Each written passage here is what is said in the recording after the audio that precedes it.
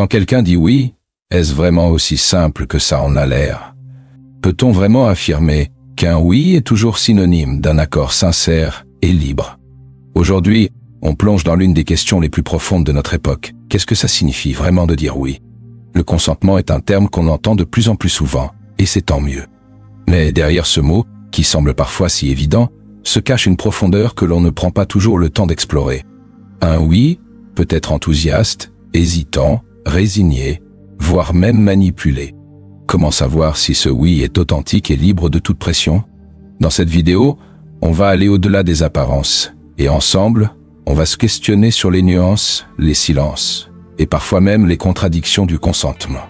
Pourquoi ce sujet est-il si important? Parce qu'il touche à notre liberté, à notre dignité et à nos relations les plus intimes. Si toi aussi tu as déjà eu des doutes sur la signification d'un oui, laisse un commentaire pour partager ton ressenti. Aimes-tu explorer ces questions complexes avec nous? N'oublie pas de rester jusqu'à la fin. Nous allons aborder des aspects du consentement qui pourraient vraiment changer ta façon de voir les relations humaines. Alors, laisse un like et abonne-toi pour continuer cette exploration philosophique ensemble. Le consentement est une notion qui semble si simple au premier abord. On imagine qu'il suffit de dire oui ou non, et que tout est clair. Mais en réalité, c'est bien plus compliqué. Derrière chaque oui, il y a un contexte, une histoire personnelle, parfois même des contraintes invisibles. Alors, comment être sûr que le oui qu'on entend, ou même celui qu'on prononce, est vraiment libre et sincère? Commençons par parler du consentement enthousiaste. Ce terme peut sembler exagéré, mais il vient répondre à une vraie préoccupation. Un oui donné sans enthousiasme, sans cette conviction profonde, est-il vraiment un consentement? Peut-on dire oui sans réellement le vouloir? C'est là qu'interviennent les dynamiques de pouvoir. Parfois, sans qu'on en ait conscience, une relation inégale peut influencer notre réponse. Un oui peut être influencé par la peur de décevoir, par la pression sociale, ou même par la simple difficulté à dire non face à quelqu'un de plus dominant. Il y a aussi les nuances de la société dans laquelle on vit. On nous apprend souvent à être aimable, à faire plaisir aux autres. On peut facilement se retrouver à dire oui alors qu'au fond on aurait préféré dire autre chose.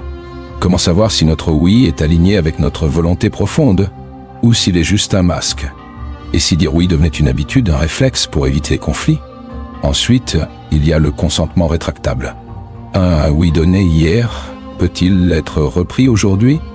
Est-ce que cela signifie un manque de sérieux ou simplement une évolution? Et pourquoi ce changement peut-il parfois sembler si difficile à accepter pour ceux qui reçoivent ce oui? Le consentement, finalement, est aussi fluide que les émotions humaines. Il change, il évolue. Et il demande une écoute constante, non seulement de l'autre, mais aussi de soi. Enfin, on arrive à l'idée du consentement éclairé. Peut-on réellement donner un oui libre si on ne comprend pas toutes les implications?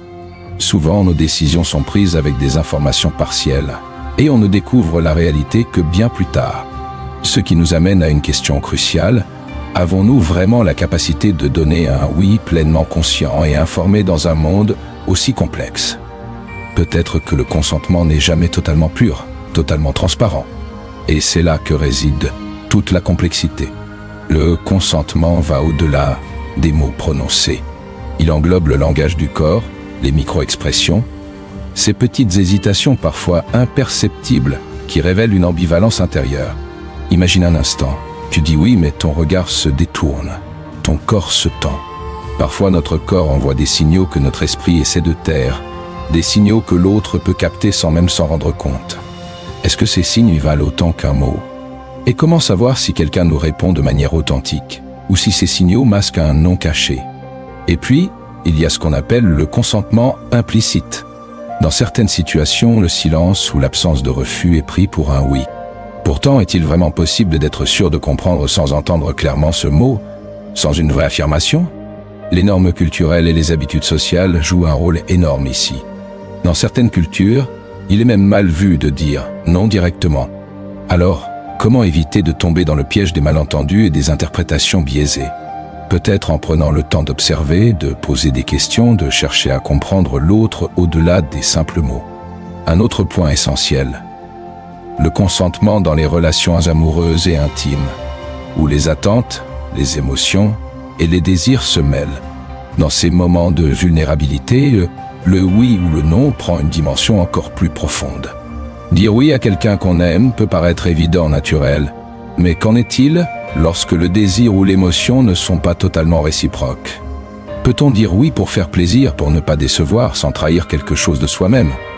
La frontière est fine, et c'est souvent cette zone floue qui mène à des malentendus et parfois à des blessures émotionnelles. Alors, comment trouver cet équilibre entre un oui respecté et un oui sincère, authentique, libre de toute contrainte? Peut-être en apprenant d'abord à écouter nos propres limites, à reconnaître nos propres désirs et hésitations.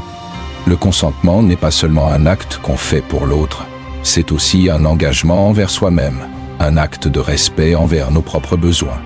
Il existe une idée qui pourrait tout changer, celle de la réciprocité du consentement. Dans une interaction, on pense souvent que la question du consentement ne concerne qu'une personne, celle qui dit oui ou non. Mais en réalité, c'est un dialogue. Cela signifie que le consentement devrait être un échange dans lequel chaque personne s'assure que l'autre est pleinement engagée, autant qu'elle-même.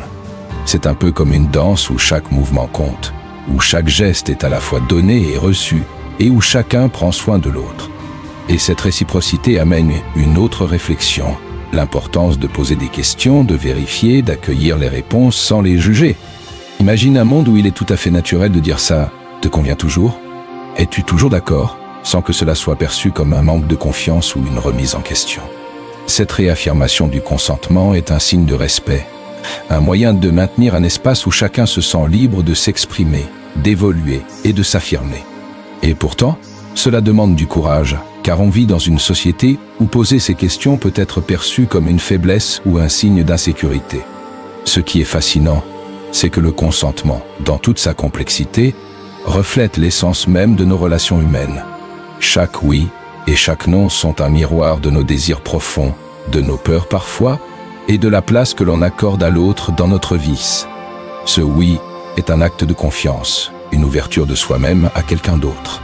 Quand il est donné avec sincérité, il a le pouvoir de renforcer les liens, de créer des moments authentiques, où chacun se sent écouté, respecté et compris.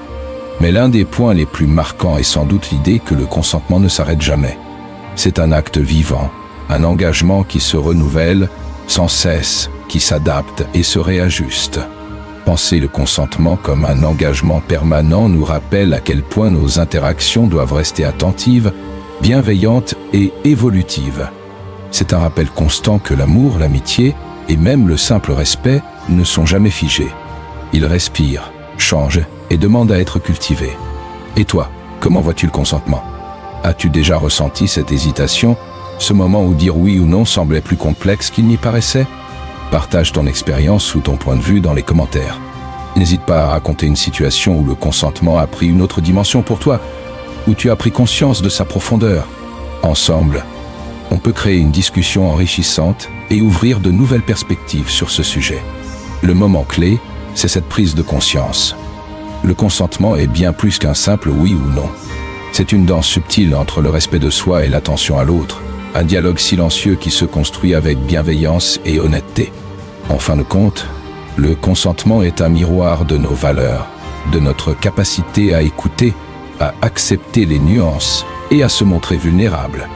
Cette reconnaissance mutuelle, cet espace de liberté où chacun peut exprimer son vrai désir, est peut-être l'une des formes les plus profondes de respect et de connexion humaine.